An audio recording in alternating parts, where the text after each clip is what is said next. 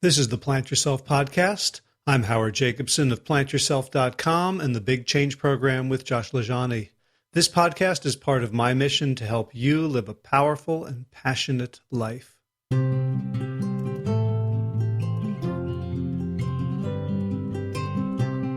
So a couple of quick things before we get to today's interview.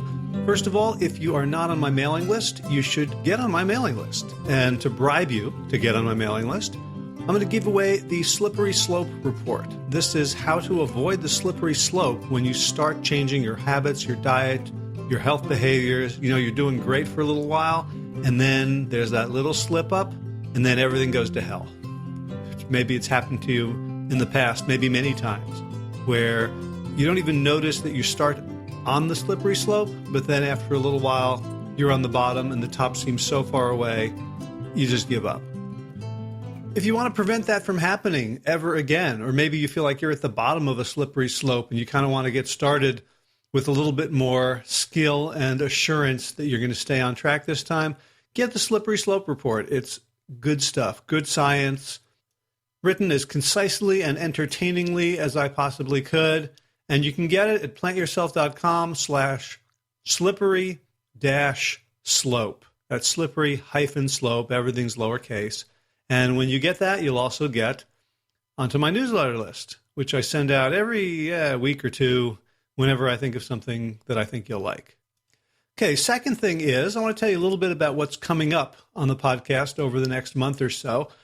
I've got 5 episodes in the can ready to be published, including Anthony Masiello, whom I met when I went out with the Missing Chins Run Club to run the Leadville Marathon in heavy half in June. And he's got an amazing story of losing a lot of weight, gaining his health, and becoming a plant-based advocate in his communities in central New Jersey. Also coming up is a conversation with the co-founder of the Stanford Inn, Jeff Stanford. It's, I believe, still the only completely vegan full-service resort anywhere. It's on the California coast. And Jeff's got a real interesting balance of science and spirituality to share with us. It was a really interesting conversation. And at the end, I wangled an invitation for me and my family to go out there. So mission accomplished. I also have a conversation coming up with previous guest Sid Garza-Hillman, who's written a new book called Raising Healthy Parents. And it's applying his approaching the natural and small step strategies to being a better parent, by being a better parent, by being a better person, by being healthier, by taking care of ourselves before we just think about what we can do for our families. Also a conversation with pediatric psychiatric nurse Elizabeth Winings, whom I met at Plantstock and who is just like me, a geek on behavior change.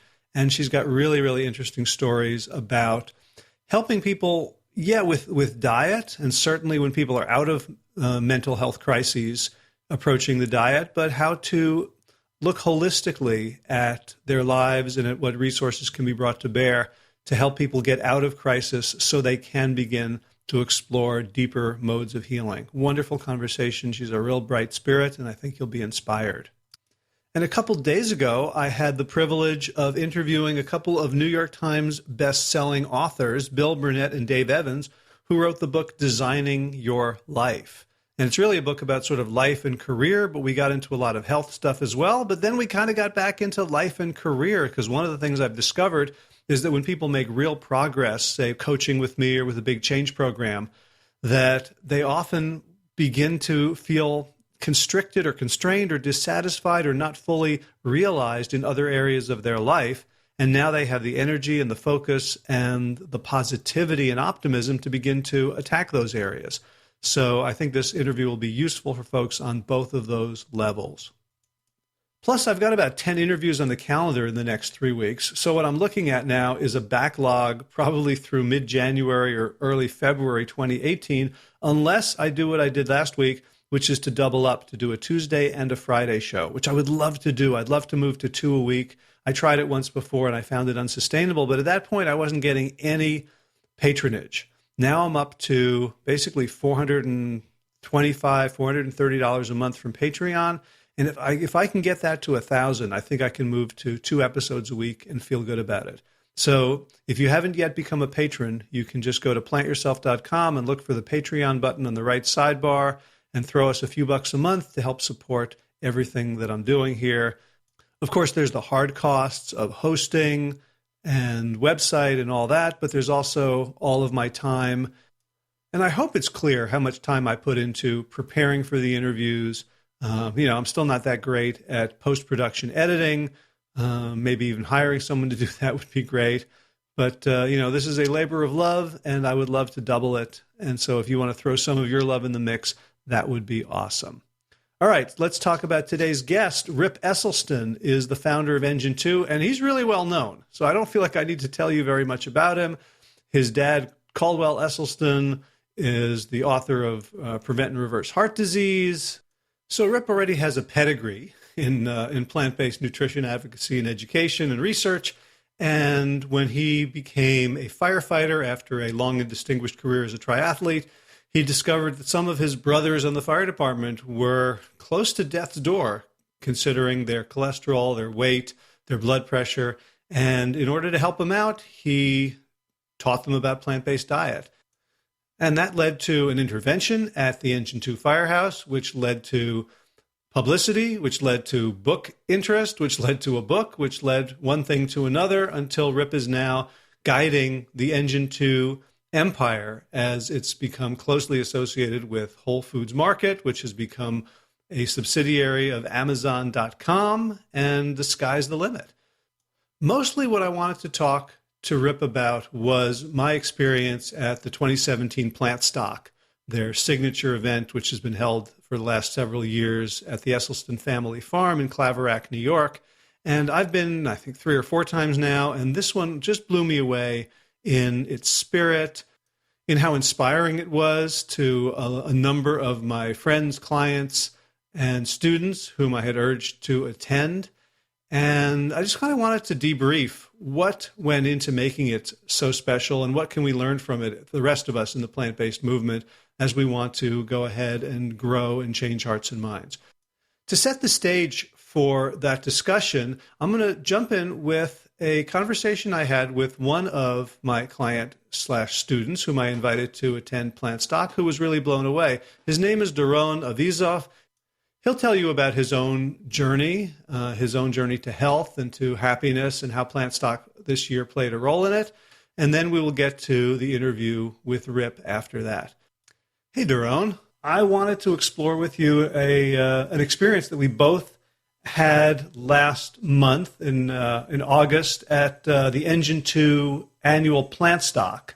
I had gone a few years, and I suggested that you attend, and we both had a really profound experience. And since it was your first time, and you were being really sort of articulate and philosophical and very, very grateful, I would love to hear from you what your experience of Plant Stock was like. And I think we're going to be recording this as an intro to the conversation I have with Rip Esselstyn about what his vision has been, because I've seen it morph and change and grow.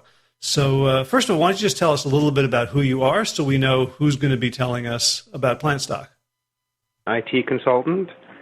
And for the last 3 years, I've been on a journey exploring health and nutrition. Started 3 years ago when my wife was diagnosed with cancer, and I'm not a medical professional. I wanted to see what I can do to help, and all my research led towards nutrition and lifestyle. Sadly, she's no longer with us, but I'm still on this journey and still learning and still taking things in and attending events like Plant Stock, and my life is a heck of a lot better for it. Well, when I told you about Plant Stock and you looked it up, what were you thinking when you were trying to decide? What did it look like it was going to be? What did you think you were going to get out of it? So I guess I had low expectations. While the event looked fantastic and looked like it had attracted some marvelous speakers in the past, T. Colin Campbell and Dr. Greger and Neil Barnard was on the docket for this year, and of course Dr. Esselstyn. I've either read their books or attended some of their lectures, and thought all that stuff is fantastic. But I've already been consuming their materials for a while now. I've already read Whole and I'm already watching a lot of Dr. Greger's videos on nutritionfacts.org, and I'm actually just wrapping up a Wellness Forum health class in which I've already heard Dr. Esselstyn lecture, Neil Bernard lecture, and I've already, based on everything I've studied until now, I've already started living a plant-based lifestyle. So I wasn't really sure that I would get too much new information, but there was a whole flip side that I didn't anticipate that really blew me away and more than justified coming. So what was that? Well, I mean, ultimately ended up coming. I mean, having read all these books and attended lectures already, I really just trusted you, and you said I should go, and I'm like, all right, I'm going. I'll get to see Howard again, and I'll get to meet Josh LaJaunie. And I'm in the Big Change program with Josh and Howard, and I thought it'd be great to meet Josh in person and go for a run with him. What I got out of it was not, new science. I mean, yeah, there was some new science for me that I hadn't already heard, and it was all wonderful, but it was the whole other side beyond just academics and facts and research. It was meeting people. It was community. It was hearing how other people's lives have been touched. It was seeing the impact it's had on them or their families or their communities, and changes that people are really working to make in this world. I went from being just, like this lone soldier who's, living at home with his son, trying his best to, get us healthy food, even though, we're surrounded by McDonald's or Burger King on every corner. And, your typical doctor says, oh, it doesn't matter what you eat, just have your fish oil and avoid red meat or something. You're surrounded with this nonsense, and it just feels like an uphill battle and a struggle. And like, oh, there's other people out there who've dealing with the same issues. And not only that, there's other people that are actually doing something about it. Trying to make, better education available to doctors in medical schools, or, various outreach programs, or programs like Plant Stock and programs like Immersion. And wow, so I went from being just an isolated guy, with a struggle of, just me and my health coach, or just me and my little Big Change running group, to, wow, there's a whole lot of us, and there's a whole lot going on. So it was really inspiration. I got a lot of inspiration. I got a lot of connections. I got where to go from here, organizations I can look into, trainings I can look into. Yeah, I mean, really just a big pick-me-up. And I think some of the most moving things were the non-speakers. So big draw for me was to come and meet Josh LaJaunie face-to-face and hear him speak and maybe get to go for a run with him. And that was fantastic. I loved seeing his presentation, loved hearing him speak, loved having dinner with him. But I think the biggest achievement that Josh had going for him that is an inspiration to anyone and everyone who's switched to a plant-based lifestyle is that not only, it's one thing to do your own reboot of your own life and get your own health back and drop 100 or 200 or 300 pounds. And that's wonderful. I'm not taking away from that. But to be able to share that with others and be an influence and meet Josh's mom and Josh's wife, who both have lost over, I think, 100 pounds each without Josh having to, twist their arm or threaten them. I mean, that to me was one of the most inspiring things I met. Josh or his mom said that their family had collectively lost over 1,000 pounds since Josh got involved in plant-based living. And that's huge because we all want that. I want my parents to live a long time. I want, my niece and my nephew to, stop drinking dairy. And we all want this for our families. And to see that, to meet people, hey, that aren't just doing this for themselves, but actively got their families to join on board, that was huge inspiration.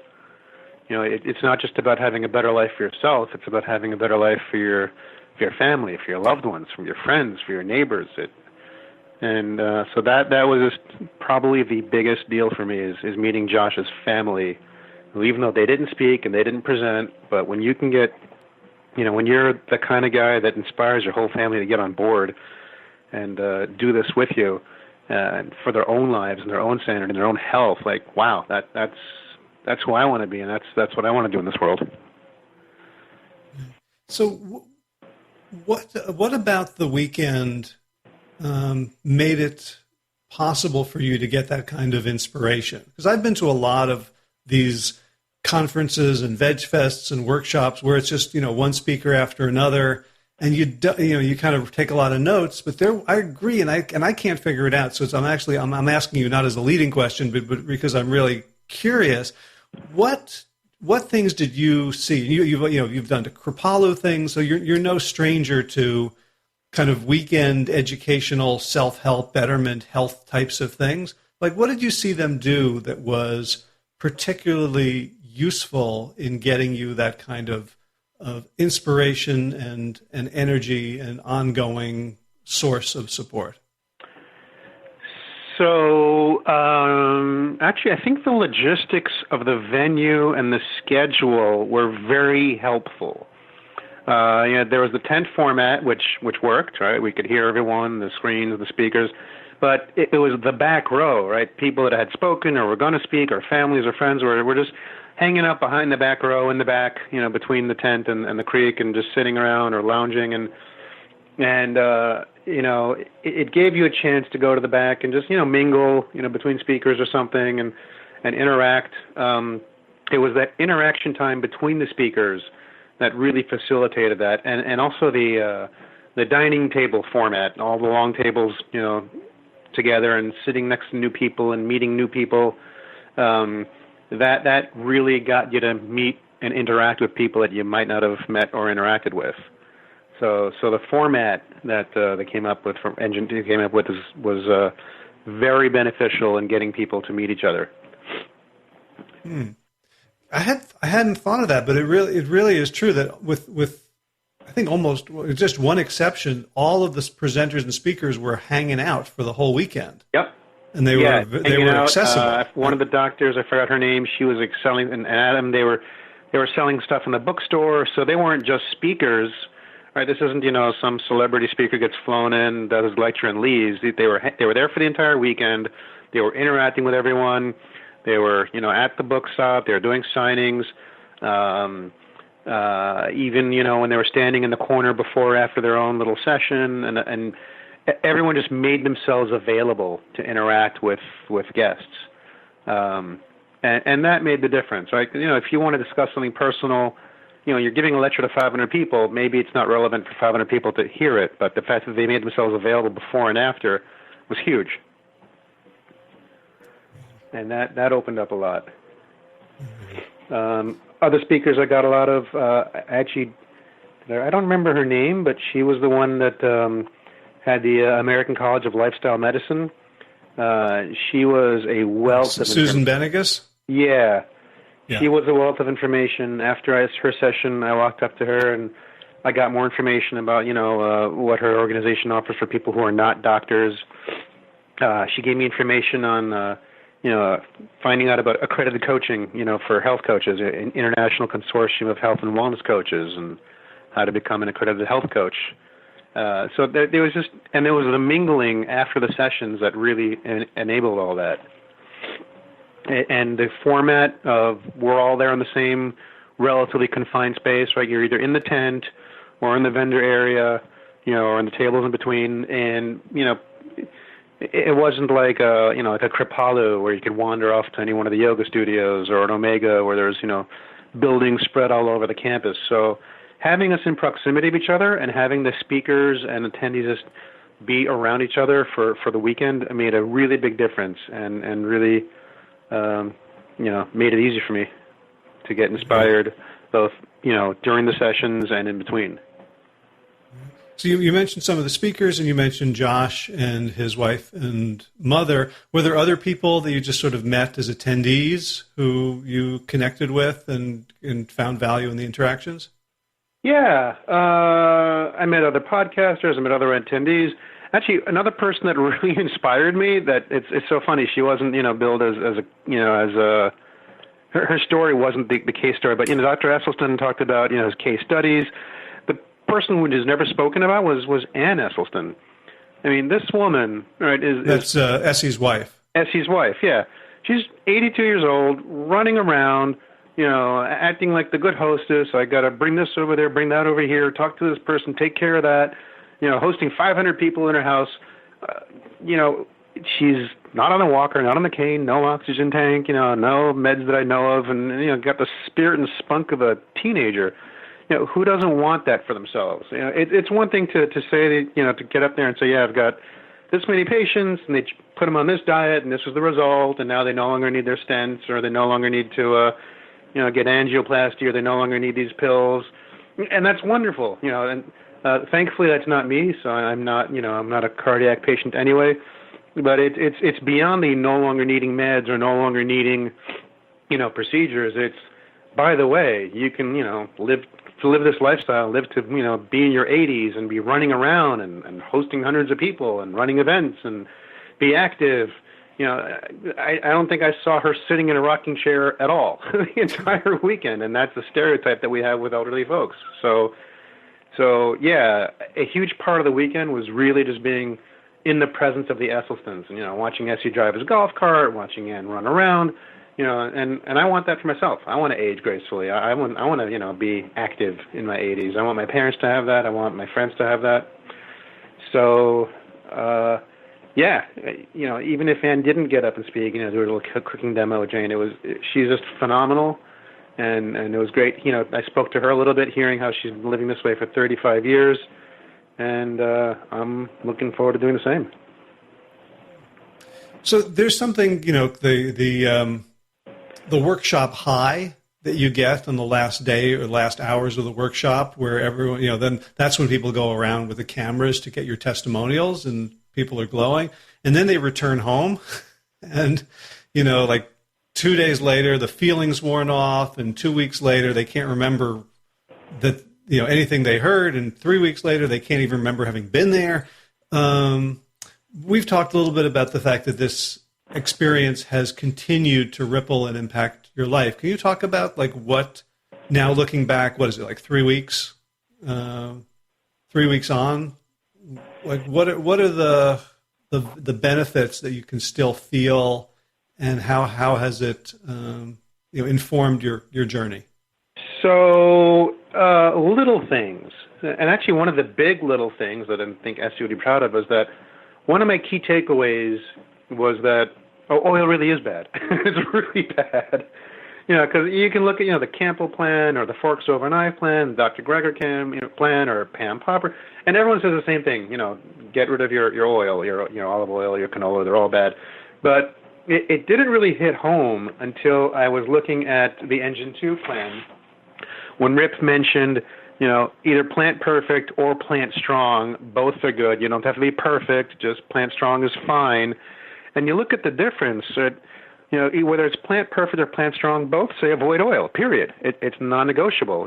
Plant Perfect maybe gets into some soy or tempeh, but either way, even if you're just Plant Strong, you're still avoiding oil. So that message really, really hit home. I'm like, oh, so I've been greatly reduced oil. Actually, I don't add it to anything at all. And I'm working pretty hard to make sure anything I bring into the house doesn't have any added oils, which actually now has me buying more Engine 2 products. I went to Whole Foods, and of all the granola, of all the various brands in the store, the only one brand that has granola with no added oil is Engine 2. Same with the hummus section. I'm Israeli. I live on hummus. The only hummus in all of Whole Foods with no oil is Engine 2. So I'm a little surprised that, it's one thing if it was just Dr. Esselstyn and just Rip saying avoid oil, but when you're hearing it from Dr. Greger or Pam Popper or Colin Campbell or Forks Over Knives, that there's, if you want oil-free, you got to go Engine 2. I'm like, okay, so I'll be happy to support Engine 2, but I would like seeing more suppliers in Whole Foods or any supermarket making more oil-free. So that's one day-to-day change. I've stopped using oil at all. I actually got rid of my oil. And I've got to say that, not to belittle anything, but I've been telling you that for years, right?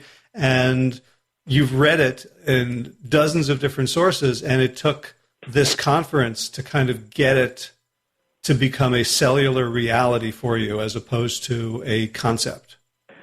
Yeah, actually, you have been telling me that for years, and I did read it in whole, and I have seen Essie on YouTube going, no oil, But I guess it probably wasn't until really the cheat sheet from RIP that says you're avoiding oil no matter what diet you're on. And, these diets you may have some seeds or may not. But I'm like, got it. So it really is that important. I don't know. It just somehow sunk in the way RIP presented it. But yeah, plant stock is where it's sunk in. Okay, I'm really not going to have oil ever again, or do what I can to make sure I get close to none of it as possible. So that's been one thing that has really made a difference. And also to keep it oil-free, I'm also cooking a lot more since you really can't buy anything prepared without oil. So that's another thing that's come out on a impact in my life difference. The other thing that was a really big deal for me is regarding my son. I would love for him to embrace, plant-based foods. I sneak in stuff, make him chickenless nuggets at home or meat, soy alternative products, which may not be the best stuff for you, but they're, definitely better than, a slab of beef or some bacon or something. But the movie that we're not supposed to mention what movie it was that, showed athletes and top physical, gold medalists, champions, achievers, showing how many athletes are now embracing a plant-based lifestyle. That's a big deal for me. I'm going to wait for that to come out, and I'm going to make my son sit and watch it. So, one of the things that I'm still living day to day is, okay, we can improve our athletic performance. My son's on the football team. He's really excited about that. He's the wide receiver. He's a running back. He's playing a bunch of positions. And I'm not giving up hope on having him embrace plant-based eating. So I'm going to be looking to, Plant Stock and the speakers and the books and the affiliates to see what nuggets I can pick up that will appeal to a 13-year-old or a high school kid who doesn't really care about, preventing prostate cancer or doesn't really care about, cardiac health, improvements, since that's not relevant to a to a teenager. So, the conference might have been 3 weeks ago, and it might not be all fresh in my head, but the messages came, and I think the image, actually, the funniest thing, the image that's still in my head was that one slide the doctor from Hawaii showed, the poop slide, fossilized paleo. Dr. Ehrman of...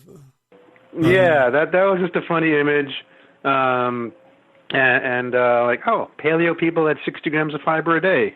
If you eat 60 grams of fiber a day, you probably will be way too full to have any meat, even if it's offered to you. So that was, and not that I get into too many paleo debates, but it's nice to have that piece of information. And the other thing about her lecture that was, entertaining and also relevant was, when a doctor gets up there and starts talking about farting in the bathroom and body odor and showering, it's like, this is, we're talking lifestyle. We're talking, this can impact every aspect of your life, not just making dinner. So, Plant Stock, it was several weeks ago, and, it might not be the freshest in my mind, but I'm still living an impact. I'm still, not having oil. And the funny thing is, I've been weaning myself off of animal products for about a year, but it was Essie's slide. He had a slide of a cross section of a muscle, the quadricep. Triathletes, 40 and 7-year-old plant-based versus a sedentary person, and I'm like, I cannot eat that crap ever again. I don't want my internals to look like that, and I'm not going to live a set. I'm actually taking this call on my treadmill desk. So everything I got was inspiring, that I'm able to work a day job and working on my treadmill desk, or that I'm able to eat healthy, make healthy decisions, and that I'm looking forward to, more materials come out that'll hopefully be relevant to a teenager and get him on board. So the weekend, from my perspective, for me, was a huge success. Awesome. I know the Engine 2 folks will be thrilled to hear this. I think you've given them a lot of kudos, but also a lot of pointing out what they've done well, because it's really easy to collect sort of constructive criticism, but more useful is sometimes when you hear the specifics of what worked, so you can kind of expand on that. And I know next year they're going to be down in, I think, my neck of the woods in North Carolina. So I hope you'll make the trip, and I hope a lot of people who are listening to this will also join us, because it is a different thing out there in the plant-based world, and I'm excited to talk to Rip to find out how his vision of it has developed. But Daron, thank you so much for taking the time, for sharing so generously your praise and kudos, and may you go from strength to strength. Thank you. All right, so now it's time to talk to the architect of plant stock himself. Without further ado, Rip Esselstyn, welcome to the Plant Yourself podcast. Thanks. I am planted right here in my daughter's bedroom. Her name is Sophie. So if you see a lot of kind of, I don't know, funny stuff in the background, it's because I am in her bedroom. Really, you don't have pony stickers in your office? Actually, here I'll show you a little bit. See, you can see, yeah, it's very, very kind of girly, and you see her princess dresses right there. Oh, great! yeah. Well, so you're clearly man enough to be comfortable in a girly bedroom. Hey, Howard, you understand, right? Real men eat plants, and we can handle all this stuff. Yeah, that's right. Throw it at us. So for people who are listening to this, we're also doing a video, which I'll post a link to, because it'll be fun. But most people will consume this auditorily. Got it. So I'm really happy to have you on the podcast. And one of the reasons I haven't had you on the podcast in the past, or I haven't asked you, is that I just kind of felt like everybody knew your story. Like it's a great story. You've made a lot of important contributions to the movement. You've done it through narrative, through hard work, through marketing, through good fortune. And I wasn't sure that I had much to add, except when I just attended the last plant stock, I just got a sense that something was going on there that was really, really special. And I kind of wanted to connect with you about what the vision is for Engine 2, for plant stock, for immersions, for the food line, for the connection to Whole Foods, which was just bought by Amazon. And like it just seems like you're playing a much bigger game than any of us has played so far. And so that's kind of where I'd like to go. But first for people who have been living under a rock, let's just start with a little bit of who you are and how you came to be where you are now. Yeah. So Reader's Digest version. So everybody, I think, knows about my father's, groundbreaking research at the Cleveland Clinic, that hugely inspired me and motivated me to go down this path in 1987. And then I fueled myself as a professional triathlete for close to a decade with a plant strong diet. That's what I like to refer to it as, not, vegan or vegetarian, but plant strong, whole food plant strong. And then after 10 years as a professional triathlete, I decided it was time to move on. And that's when I decided that I would become a professional firefighter for the city of Austin, Texas. I was very fortunate to get on in 1997 with AFD, Austin Fire Department. And then I spent 12 years as a firefighter in Austin, Texas. After about 5 years there, we had this kind of revelation that one of my firefighting brothers was really a heart attack waiting to happen. And so we kind of put him on the straight and narrow, put him on the plant strong regime or regiment. And he had just, amazing success. And then that led to a lot of publicity about a bunch of firefighters in Austin, Texas, eating plant-based, which led to a bunch of literary agents and publishing houses knocking on my door to write a book about our experience and our philosophy, and also share a lot of our recipes. And so I wrote the Engine 2 diet book that came out in 2009. That was based upon kind of my journey, the medical science, a lot of fun anecdotal stories about getting a bunch of firefighters to do this. And then about 125 recipes. And then that attracted the attention of John Mackey, the CEO of Whole Foods. And then John invited me to be a healthy eating partner with Whole Food Market stores. And then that's what led to the Engine 2 Plant Strong food line. It's now almost 50. We only have almost 50 products in Whole Food Market stores and there's a few of those that are now available on Amazon.com. Not all of them. Hopefully within the next 6 months to a year, all of them will be. And then, because of Whole Foods, I started doing these immersion programs, these 7-day immersion programs, which is what my latest book is about, the Engine 2 7-day rescue diet, and the best practices and all of my learnings from those, and just what you can achieve in just 7 short days of eating this way. And then that actually gave me the confidence to then embark on doing weekend events, just standalone weekend events. And so I did the first one of those in 2011. And since 2011, I think I've myself and the Engine 2 team have thrown probably close to 40 of these weekend events. And I know that we've done 6 plant stocks now. You've attended 3 of them now. You've been a speaker at one.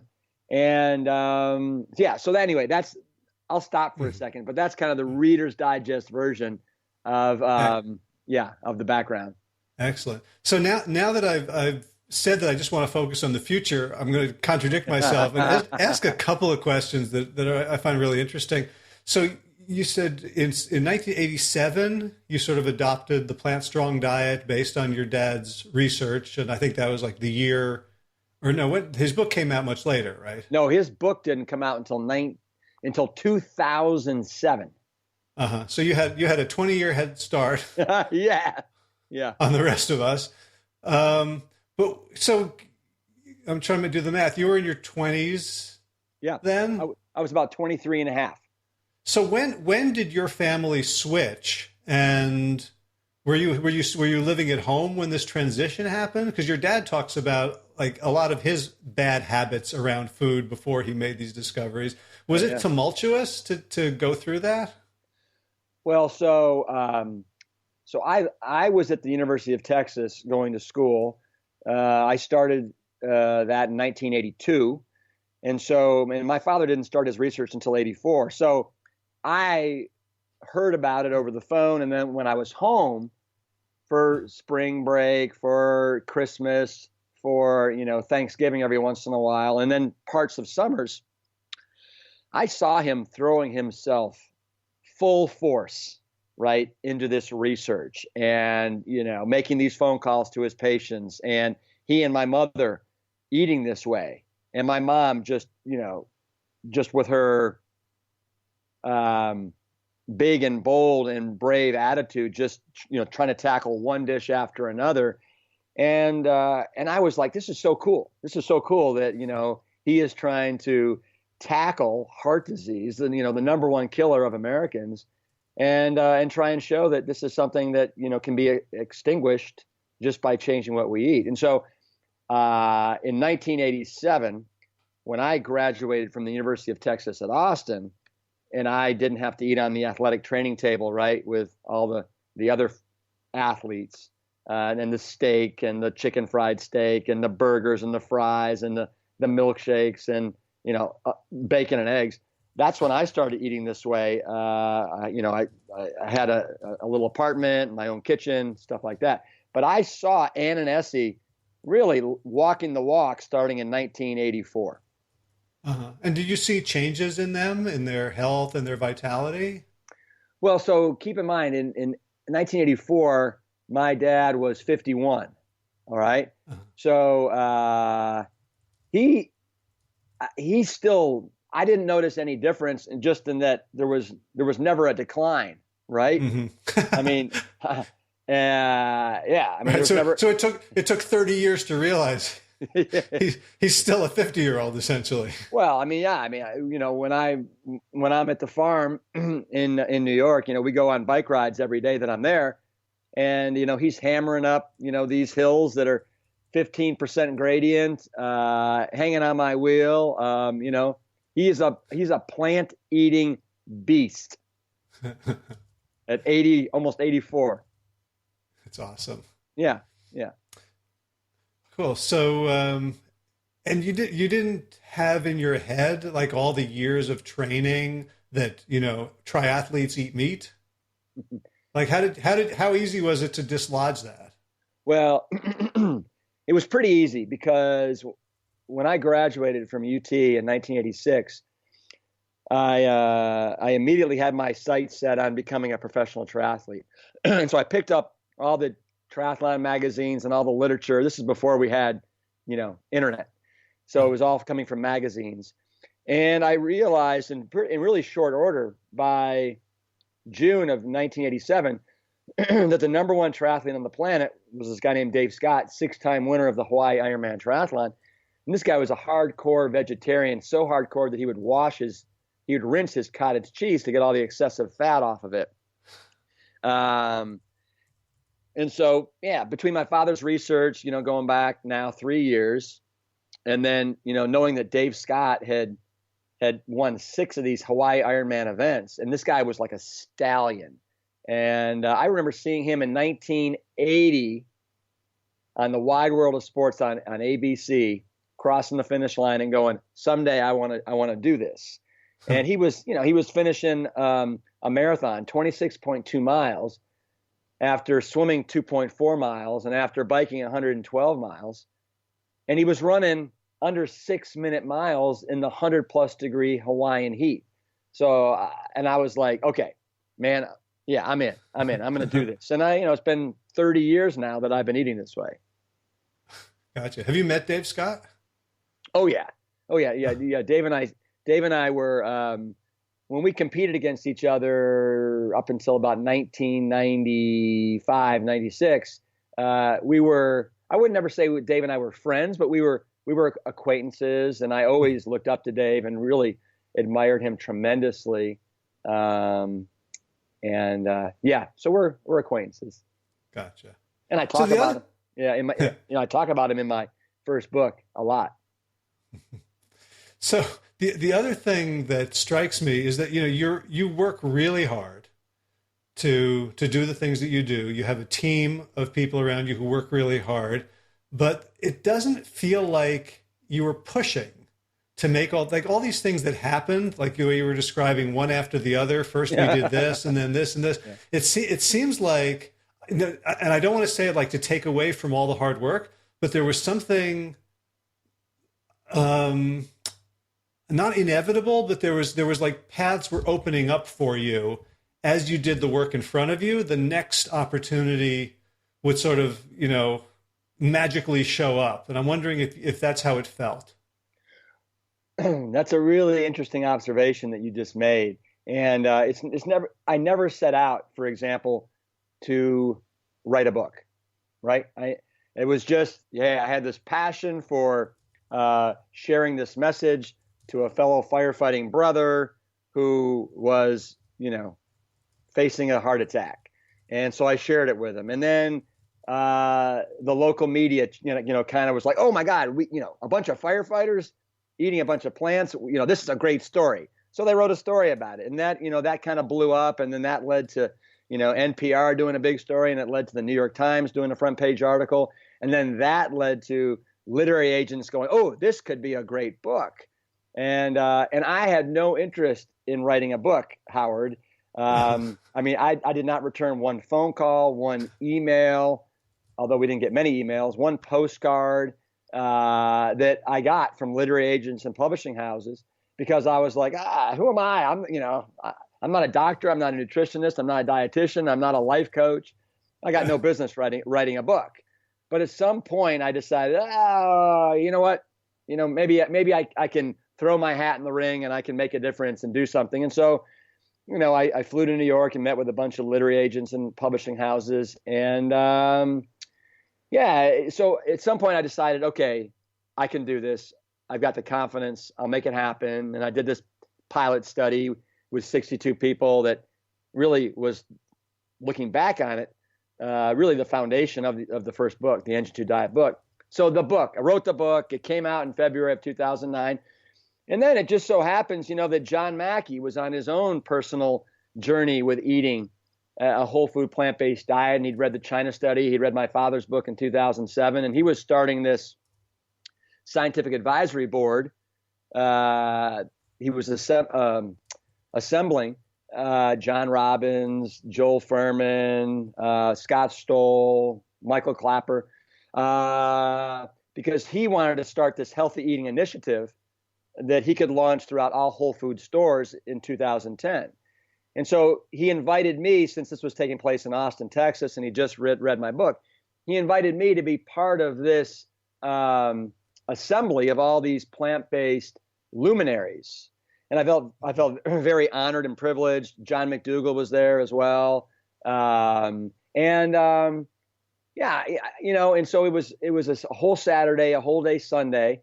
And I remember just like, I'm contributing, I'm adding value. I'm like into this. This is really fantastic what John is trying to initiate here and do.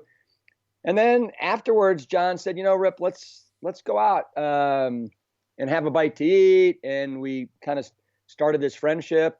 And then a couple months later, he said, Rip, come by the office because I'd like to discuss some possibilities that some different ways that we could work together. And he's like, what would you think about being a healthy eating celebrity, going around spreading this message? What would you think about, us licensing from you the Engine 2 Plant Strong trademarks and doing a line of Engine 2 food products and also throwing these immersion programs? And I was like, wow, twist my rubber arm, Yeah. So it wasn't, fortunately, I didn't have to go soliciting myself to Whole Foods. Right. It kind of happened the other way, which was incredibly fortuitous. And then from there is where kind of everything has grown from the Engine 2 diet book and this relationship that I have with Whole Foods, the immersions, the weekend events, Plant Stocks, the other books that I've written, Plant Strong, the second book, the 7-Day Rescue Diet. I have a fourth book coming out that I've teamed up with my sister Jane on, called the Engine 2 Cookbook. It's coming out December 26th of 2017. So I think that's a really, really good observation. I don't feel like I've ever pushed to be where I am. It's kind of happened very organically and naturally. And now my goal is, listen, I want to reach as many people as possible. I want to help as many people as possible. And, let's figure out ways to do that. And I feel like I've assembled a fantastic Engine 2 team. We're small and we're lean and we're very mighty and we work well together. Right. So a couple of observations when you were talking about, you rejecting the overtures from literary agents because you're not a coach or a nutritionist or something. Right. So I guess I can share this publicly. I had a great conversation with your literary agent, Richard. Fine. And I pitched him a book a couple of years ago, and he said, "Well, it's a great topic, but you're a health coach. You're kind of a nutritionist. You're not Rip Esselstyn." Oh, did I make the introduction with you and Richard back in the day then? Yeah, I think I met him at Plant Stock. Yeah. And then another friend reintroduced us. Peter Bregman reintroduced us. But that brings me to so you were invited. Yeah. Yeah. Go ahead. But that's you make an interesting point, and that and it's unfortunate, and I just happened to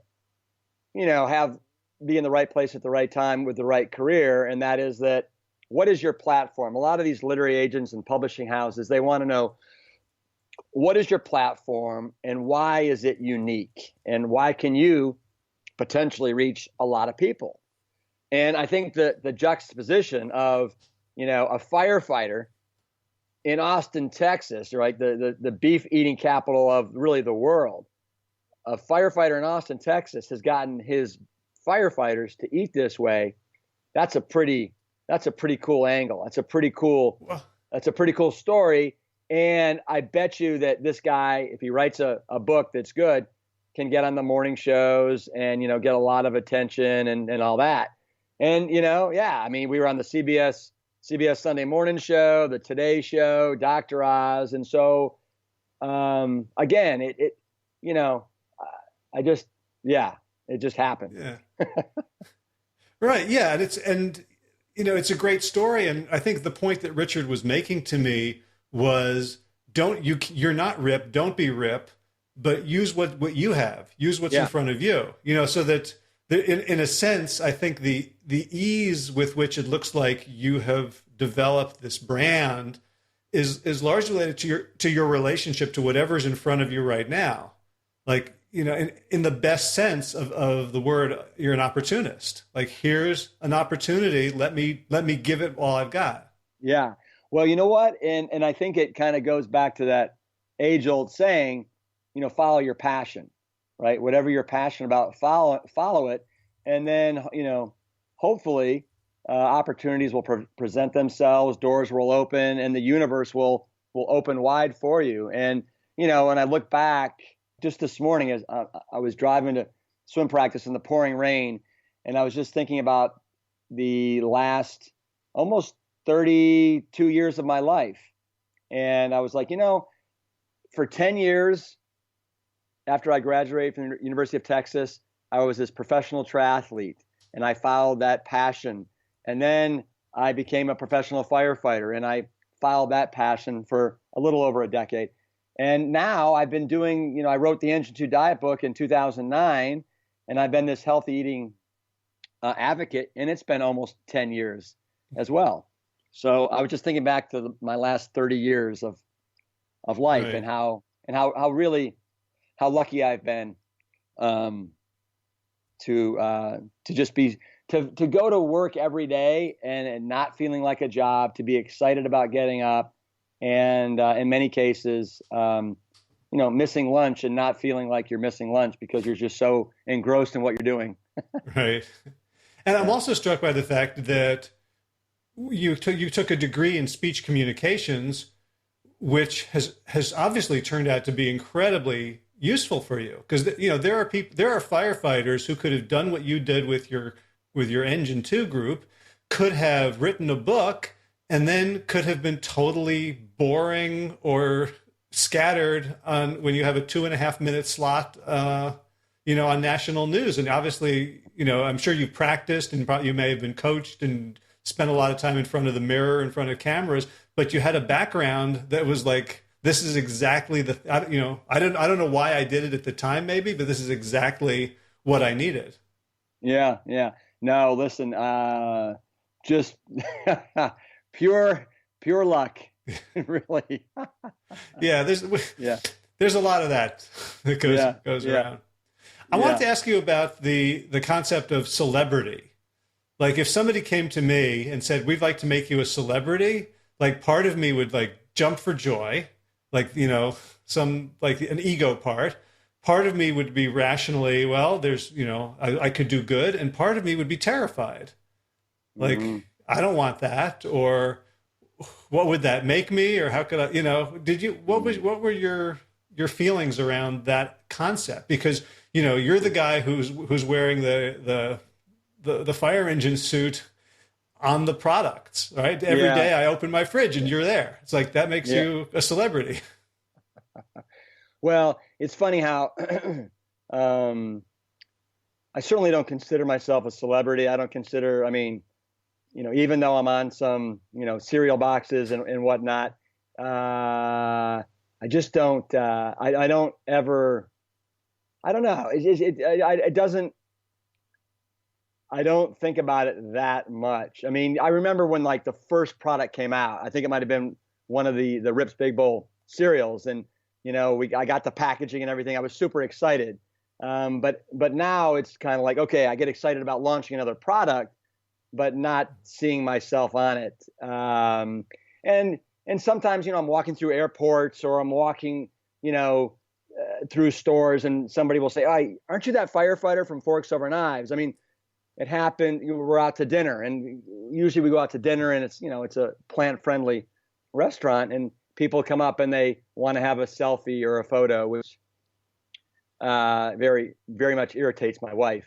But I just, I kind of just go with the flow with it all. I don't consider myself, a celebrity in the least, but I just feel like I'm doing good work, and just trying to reach a lot of people. And when I said that, John, I don't know if John's exact words were, a healthy eating celebrity, but something to that effect. Mm-hmm. Right. Yeah. Well, so far I haven't seen any stories about you in TMZ, so I think you're under the radar. Yeah, yeah. Okay. So you kind of laid out a trajectory to where you are now, and looking back, it looks like you had like a team of systems engineers coming up with like, here first we're going to do this, and then we're going to do this, and it all has grown very logically, and now you're looking toward the future and building it. Tell me, am I wrong, or was this last plant stock? Did it come out of a different sense, a different consciousness about what you and what the Engine 2 team can provide to the world? Because I have sort of vague flutterings and theories, but something very special happened that I hadn't seen in the same way before. I'm wondering if you could, articulate that for me. Yeah. I think that was a combination of a confluence of a lot of things that came together for that particular plant stock that made that magic happen. And I completely agree with you. I mean, I walked away after that weekend going, wow, that was amazing. That was special. And a lot of times I'm beating myself up because I'm like, we should have done this and we should have done this. And I can't believe we had issues with this and that. But, I listened to that podcast that you had with that one of the guys you coached who went to Plant Stock. Yeah. and it was really valuable, but it made me think about, so you got a lot of things going on there. Obviously it's on the Esselstyn family farm that's been around since 1675. And the property is pretty grand, right? I mean, 500 pristine acres of, rural farmland, very bucolic, in the Hudson Valley area. That's fantastic. You got the big old homestead house, right? With, however many 11 bedrooms and everything that's, fantastic. But then you've got it, that huge 13,000 square foot, tent with 8 37-foot high, tent poles. And underneath that, we've got tables and chairs for 600 people. And there wasn't one bad seat in the house. And that took a lot of planning. And, we had all the aisles were incredibly wide. Nobody felt like they were, claustrophobic or constricted. Your floor it was the earth. It was Mother Earth, right? It was this beautiful, amazing grass. We had 2 big Jumbotron, screens that were up there. Wonderful stage. We got somebody that was perfect for the acoustics, right? So the acoustics was like right on the money. Everybody could hear fantastically well. You've got the little creek that flows through the backyard, 20 yards from the back of the tent. And then, we have these, especially that one Saturday night dinner that's right underneath the stars that's served to you.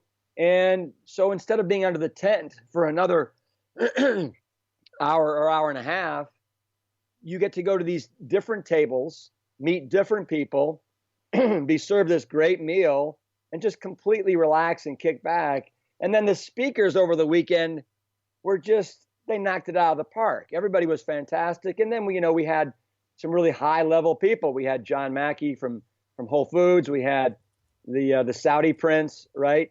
Khaled bin Alaweed from Hawaii. We had Ermina Van Dyken, the Esselstyn clan, my father, my mother, Jane, myself, my brother, his wife, Ann. I mean, it's just there's so many things that come together that made this one just right on the money. And then, of course, whenever you have a huge crowd of people, right, that brings up the energy and makes you feel like, wow, this is this is happening.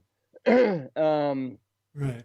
And so, yeah, so I mean, So and it was in Howard, it was our 6th year doing it. I mean, it took a while to get it all right. I mean, we had porta potties, we had 2 trailers that brought in and served all the meals from those 18 wheelers. We had generators, we had dumpsters, we had ice that was delivered. I mean, the logistics to put that thing on are insane. right, right. I could sense that, and nothing was behind the curtain. Everyone could see, Right. all of the stuff that went on. So I want to share with you like some of the things that I noticed that I really felt were sort of moving the movement forward. So Yeah. one was more than any other event I've been to in the plant-based world, not say ethical vegan, but plant-based health focused. This had gender parity. Like Yes. it Yes. wasn't the men are standing up telling us what to think and the women are showing us how to braise kale. No, you're exactly right, and that was planned. I mean, I shouldn't say that was planned, but we definitely in the past have been more skewed male, and so we wanted to bring in a lot of women speakers, and so I think we actually had at the end of the day we had 8. We had 8 women speakers. I think we had maybe 10 different male speakers altogether, and probably a handful of those were success stories. But yeah, the women were awesome, and we're going to continue to make Plant Stock woman strong. Right on. And from the doctors, from Ermina and Sarai, I mean, Yep. just Yep. the I think in our culture we still have a bias that the woman, are you the nurse? Ermina. Right. And Right. they were Right. so authoritative. Yeah. Yeah. And their personal stories were also in concert. I think it was just great optics, and I think it helped. I'm imagining that there were young women or girls or daughters of people who attended who are going to see themselves as future plant strong physicians and researchers and advocates because they could see those role models. Yeah. No, I'm glad you made that observation, and you're right. That was one of the things that was special about it was the gender parity. Yeah. So the other thing was just a barrage of people who are telling their stories of personal transformation. And it included the doctors, right? Right. But so it was a feeling. I think people who came really had a feeling of this is within my grasp, right? And I'm wondering how I feel like there was a lot more of that, and less sort of teaching the science, and much more of the human element. And even your dad is Mr. Science, right? He's like the epitome of the science, and he gave a talk about winning the gold medal in the Olympics. He's like the whole thing. It felt like a real push to humanize and to make everyone accessible. Yeah. You know what? Let me touch upon that, because I think that's one of the things that we wanted is we wanted everybody to have access to almost all the speakers. And outside of Neil Barnard, who had a prior commitment and so had to basically give his talk and then leave, everybody was there. Everybody was there the whole weekend, right? Whether it was the Saudi Prince, whether it was John Mackey, whether it was Sarai Stanzik, Ermina Van Dyken. Everybody was there, and they were roaming around, and they were just having a fantastic time. And so everybody had access to all the speakers, and the speakers were having just as much fun as all the participants. So really, it was like this. It was plant stock, right? It was plant stock it was a reincarnation of Woodstock, but plant stock in the flesh there. And and that's one of the things that I want to continue to make special and unique about Engine 2 is that feeling of accessibility, that feeling of family, of just keeping this message, the plant-based message, very, very simple and doable. And next year we're not going to be at the family farm. We're going to take a break from the family farm. I think that it was a winning experience for everybody. And as my father likes to say, sometimes it's nice to leave when you're most welcome. So I think we're gonna leave Claverack, and we're gonna go and try a whole new experience in the Black Mountains of North Carolina, near Asheville. Yeah. Are you now? Why the oohoo? Are you near there? Yeah, 3 hours away. Well, okay. Yeah, there you go. So we're going to be at the Blue Ridge Assembly YMCA. It's this old YMCA that was built in 1906.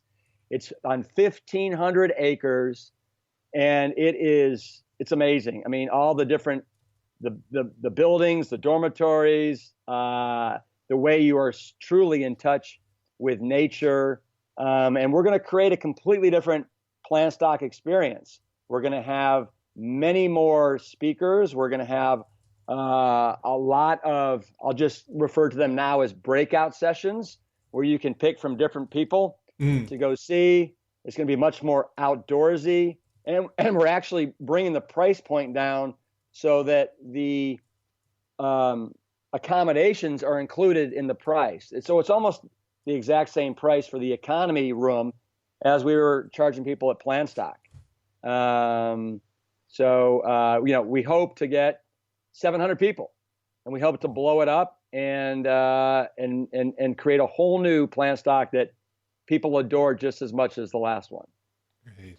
So who are the types of people that you are thinking about serving when you sit down and plan the next one? Like, there's a bunch of people that I met this year who had been in previous years. They sort of come, it's like going to church. The basics of the sermon, but it's important to hear it anyway. There were a lot of people who were coming for the first time, just really kind of desperate to improve their health. So what are like your avatars for the people who you're trying to serve? Well, that's interesting. So, after Forks Over Knives came out in 2011, I think the majority of people that came to an Engine 2 event had seen Forks Over Knives. They were inspired by the lifestyle, and they wanted to do a deeper dive by coming to one of our events. And then back then, we also, we partnered with Brian Wendell with Forks Over Knives to help market the Engine 2 events. But I would say that primarily, our demographic is typically 60% are women, maybe 65% are women between the ages of 35 and 60. And a lot of times they're unfortunately dragging their husbands there. I saw a lot of size 11 skid marks in the parking lot. That's good. But at this last Plant Stock, I asked, we did a Survey Monkey afterwards, and then during the event, I asked how many people are here for, your sixth year, fifth year, fourth year, third year, second year, and your first year. 82% of the people, roughly, their first time at Plant Stock. So we didn't have as many repeat Plant Stockers as I would have thought. They were first timers, and I think that a lot of them came from seeing What the Health. And a couple other of these new documentaries that are out there. But we'll take anybody that can fog a mirror if they're interested in, saving and rescuing their health. Right. I mean, so when I hear that, and I remember now that you asked that question, and I was shocked at how many first timers there were. And I think over the course of the weekend, what happened, and I think this was consciously done, is that they came as individuals, and they left as part of a community. And it's not just the Plant Stock community, but a community of as they were driving out, it's like this weird extreme lifestyle is now normal. Yeah. It's normalized. Yeah. No, you hit the nail on the head there. One of the things that we are trying to create, and it's not only with our events, but also, online, and you were one of our guest speakers, is is a sense of community. Like, we got the 7-Day Rescue Challenge group that we have 22,000 people, and people feel like they're part of this amazing community, this support community, this loving community that has no haters, right? I mean, we have no room for haters or bashers or trolls on the 7-Day Rescue Challenge private Facebook group, and the same thing at these events. I mean, it's yeah, I agree with you. You come and you're probably a little bit anxious, a little bit nervous, and you leave going, "Wow, you know what? I'm on the front of a pretty spectacular wave here, and this Plant Strong, this whole food plant-based lifestyle is going to become it's reaching a tipping point, and it's going to become the new normal pretty soon." Right, and one of the things I noticed about the scientific presentations is we in the plant-based community, those of us who are involved in research, we love to go down rabbit holes, and we love to like argue the minutia. And it felt like this group was really focused on the simple top line obvious stuff. Like, you weren't really asking the scientists to justify their science as much as just popularize it. And it was just like you left going, well, this is so obvious. Right. I know. Well, I mean, listen, you and I have been in this for a long time, been at this for a long time. And it's been so obvious to me for forever. But you're right. It's like, how do we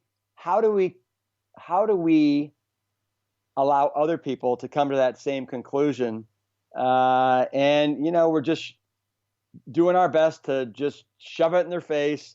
And maybe with some person it'll be, oh man, look at that graphic, that, before and after angiogram. Wow. You're saying that's reversible? With some people, it might be, listening to the Saudi prince talking about, wanting to relegate animal agriculture to the dustbin of history because it is so environmentally destructive, right? I mean, for some people, it might have been hearing Eric Adams, right, the borough president, deliver his amazing success story. I felt like, I was going to stand up and yell Eric Adams for president. I mean, the guy was so amazing, right? And then you got Ken Lander from Costa Rica, who since January has lost 116 pounds, and his cardiologist said, have you gotten a new heart? Because this is not the same heart that I was looking at 6 months ago.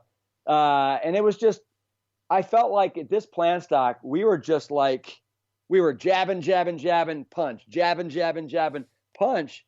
And you left there going, oh my God, yes, this is it. I see the light.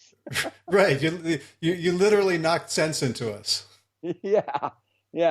And so, but going forward at this next plant stock, I want to address some of the basics, like, well, all right, what do I do if I have a partner that's not supportive of this? And get somebody, like a Doug Lyle or somebody that can do a little breakout session on that. How do I go out and eat this way? Because we all know, you and I know how to do it, right? But some of these newbies, they have these pressing questions that they always seems to be repeated. Mm-hmm. They don't have supportive husbands, partners, family, friends. How do I eat out? All these things. And so the next plant stock will address some of those. Right. And I loved how, you basically had a parade of excuse busters. Right. Like, yeah. I know Tim Kaufman now has a podcast, something like the Excuse Buster. But, so you look at Tim, who's, basically crippled, addicted to drugs, 500 pounds, and, not with a lot of money.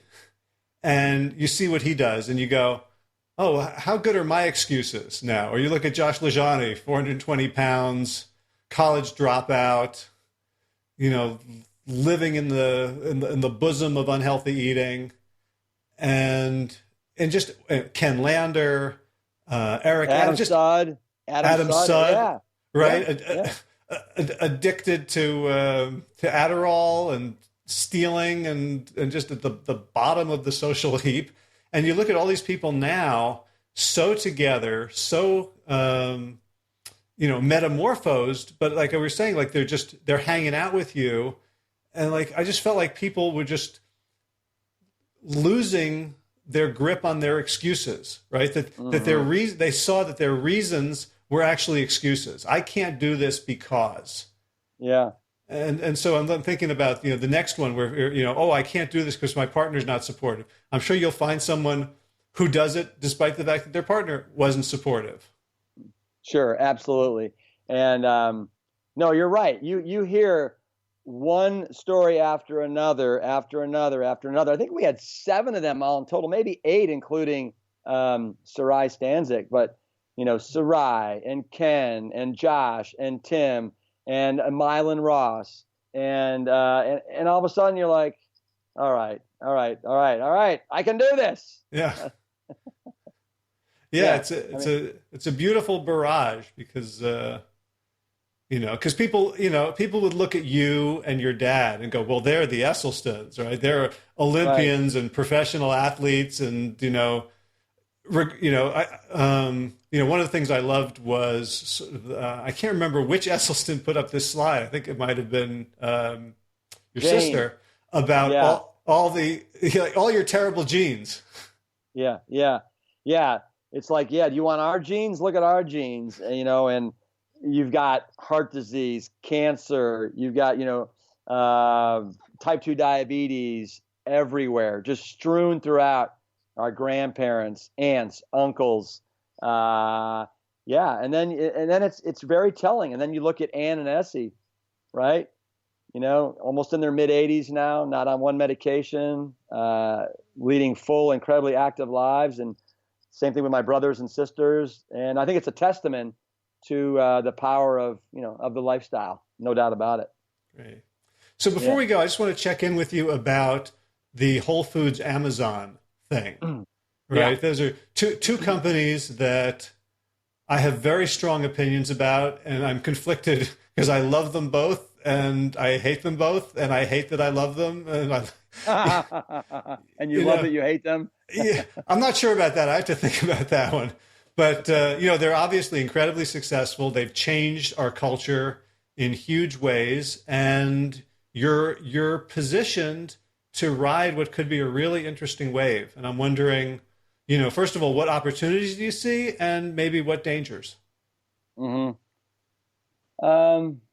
Well, the opportunities that I see is the very kind of myopically for Engine 2 and the Engine 2 food line is that a lot more people will have access to these products that don't live within driving distance of a Whole Food Market store. To me, it's just fantastic that these products will be available for people that never have set foot in a Whole Food Market store. So that's fantastic. The accessibility of it. I think that the dangers, I don't, my mind doesn't really work that way. I mean, that's why your picture's on the burgers and mine isn't. But no, I mean, I'm like, well, what are the bad things that can happen here? I mean, if I was thinking maybe in somebody else's shoes, I would think about maybe, well, this could become a monopoly, and what's going to happen to all these other potential stores. But I don't know. I just see this. I see this as being a true disruptor in this segment. But how it's going to play out, I have no idea. I'm not that smart. I can't figure that out. We'll just have to see where it goes.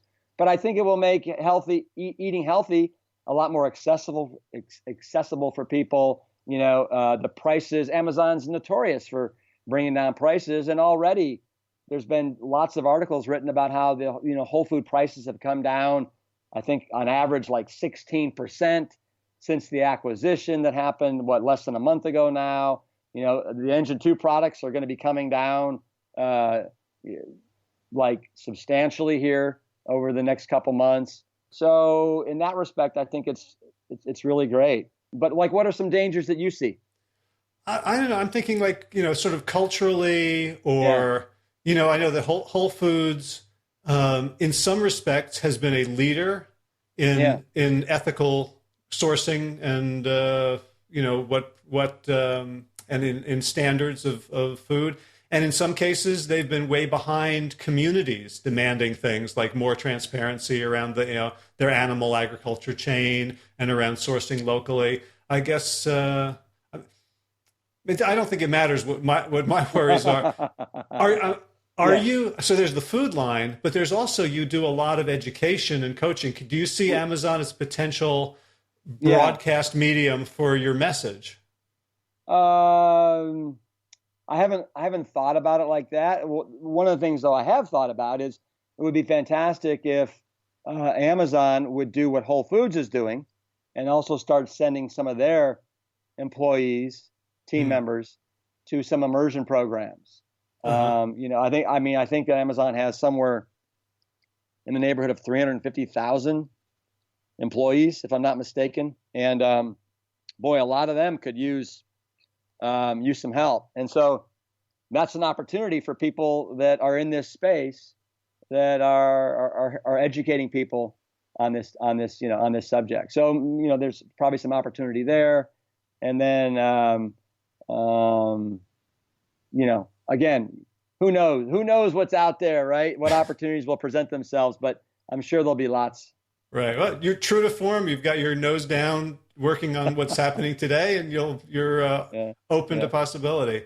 I'm imagining like a QR code on the back of the big bowl where they can, put their phone to it and download My Beef with Meat on Kindle or the Engine 2 diet. I know. Yeah. So if that happens, that has nothing to do with me. That's just somebody else thinking about how that's gonna happen. But wouldn't that be fun? We're starting I'm going to Sedona Monday for a 7-day immersion program that I'm going to host for about 85 people. And we're planning on offering a couple more next year, and then the events. So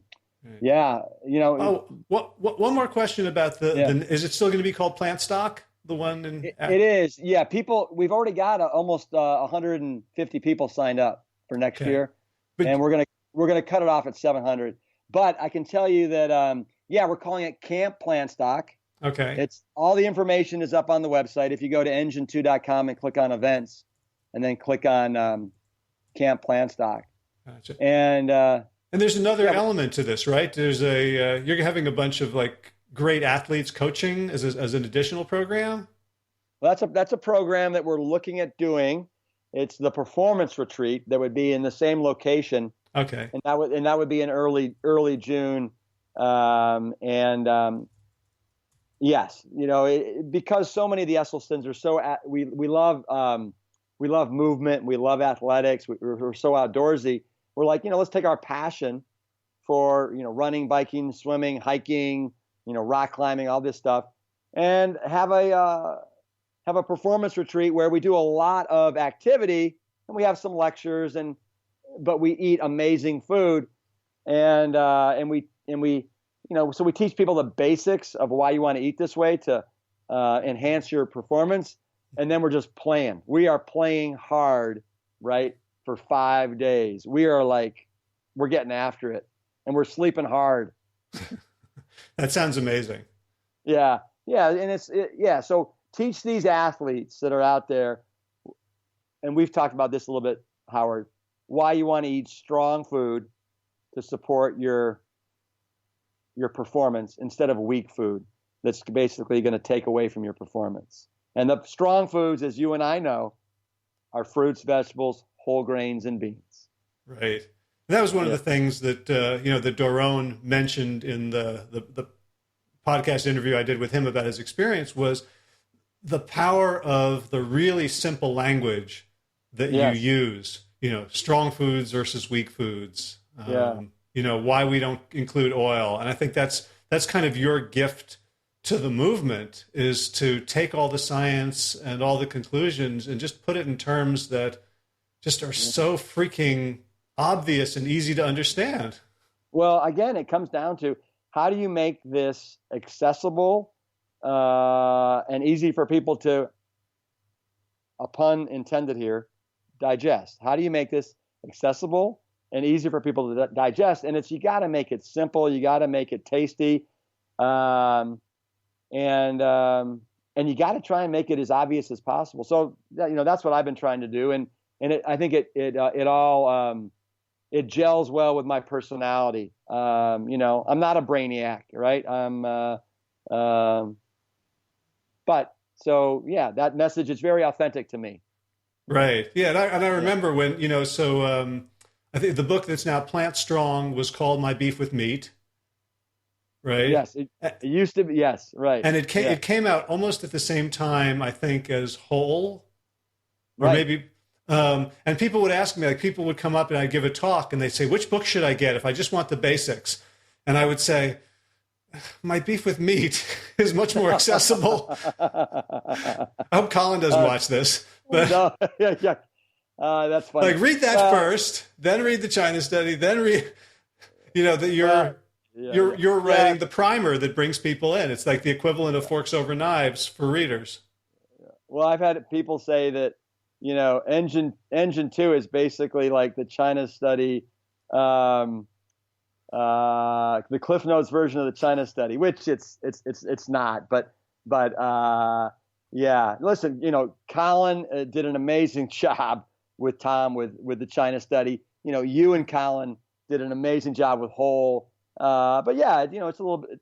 It's a different style, right? And a different message. But and we all, you and Colin and me, the great news is we're reaching people, right? Right. Yeah. And I'm reaching more of the firefighter types. Right. Yeah. Well, Rip, thank you so much. It's been so great to finally connect with you on the podcast, to watch the evolution of your work and the amazing team you've put together and the spirit that's going out. And I look forward to being on the sidelines and in the chairs and participating and cheering on for a lot of years to come. I appreciate it, Howard, and I really appreciate you coming to Planstock this year, the year before. I think maybe the 2 years before that. Twist my rubber arm. Yeah, and everything that you're giving back to the movement and giving it your all, and what you have created. And I want to personally right now invite you to come to Planstock, Camp Planstock in 2018, and we'd love to have you there. And then maybe after that we can do another podcast. That'd be great. Yeah, someone would have to slash my tires to keep me away. All right. Love it. All right, Rip, thanks a lot. Appreciate it, Howard. Thanks. Take care. If you enjoyed this episode of the Plant Yourself podcast, please subscribe and leave a review on iTunes. For more information about the Big Change Program led by me and Josh Lajani, visit bigchangeprogram.com. And be sure to check out the show notes for today's episode with links to everything we talked about at plantyourself.com/237. If you're new to the show, you can catch up on 236 archived episodes over at plantyourself.com. And if you get the podcast, but not the Big Change Bulldog, my newsletter, you can sign up and also get the Slippery Slope Report at plantyourself.com/slippery-slope. In addition to that iTunes review, other ways to support the show are to share this and other episodes on social media and to become a patron of the show with that ongoing contribution over at plantyourself.com. Look for the Patreon link.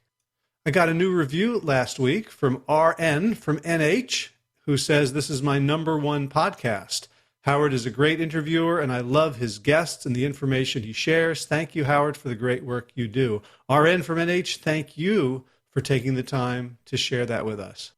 In garden news, the new compost bin is coming along slowly. I'm such a cheapskate. I'm trying to use reclaimed lumber for all of it. So it's not going to be in Architectural Digest anytime soon. Maybe I'll go out and grab a few shame photos to show you what kind of a woodworker I am, and I'll toss them up on the blog for you to see. And worst case scenario, laugh at me, and best case scenario, drive on over with some power tools and help me set this thing right. In running news, I did a good run on Sunday with Geo. We managed 12 miles, and the last two were kind of sprinty. The last mile we were at 7 even, which is to say a mile in just 7 minutes. So that felt pretty good, being able to do that after 11 miles of running before then. So I feel like I'm coming back into competitive shape. All right, thanks. Thanks to Will Ridenauer for allowing me to use Dance of Peace, Sabali Dawn. His beautiful song is the theme music for this show, and you can find more of Will's music at willridenauer.com. And thanks to all you beautiful Plant Yourself podcast patrons, viz. Kim Harrison, Lynn McClellan, Anthony Disson, Brittany Porter, Dominic Morrow, Barbara Whitney, Debbie Black, Amy Good, Amanda Hadley, Mary Jane Wheeler, Ellen Kennelly, Melissa Cobb, Rachel Behrens, Christine Nielsen, Tina Scharf, Tina Ahern, Jen Volkanovsky, David Bizek, The Mysterious, Michelle X, Elizabeth Thelma, Victoria Dolomanova, Leah Stroll, Alan Christensen, Colleen Peck, Michelle Landry, Josina, Julianne Rowland, Stu Dolnick, Sarah Durkis, Rhymes of Circus, Kelly Cameron, Wayne Pedersen, Leanne Peterson, Janet Selby, Claire Adams, Tom Franzek, Jeanette Benham, Gila, Sarah David Donahue, Blair Seibert, Dorina Vizov, Gio and Carolyn Argentati, Jody Friesner, Ruth Ann Thunderbrook, Misha Rose, and Michael Warbeck, the equally mysterious Tracy Z, Alicia Lemus, Rebecca Hughes, Val Lindman, Rhymes with Cinnamon, Nick Harper, Stephanie Halls, Martha Bergner, Nicole Ramsey, Susan Ahmad, Molly Levine, the inscrutable Harry R., Susan Lamberty, the Panda Vegan, Craig Kovic, Adam Sharf, Karen Burry, Heather Morgan, Ashley Corcoran, Kelly Machia, Deanne Norton, Bonnie Lynch of Plant Happy Oregon, Sabine Kurtzels, Nigel Davies, Marion Blum, Teresa Copel, Shell Ritledge, Julian Watkins, Breed O'Connell, Brian Sheridan, Shannon Hirschman, Kate Rolls, Linda Ayat, Julie Hall. Oh, so many people, and I just have a little bit left. Okay. Shannon Hirschman, Kate Rolls, Linda Ayat, Julie Lang, Holm Hedegaard, and Isa Tuzinois for your generous support of the podcast. That's it for this week. As always, be well, my friends.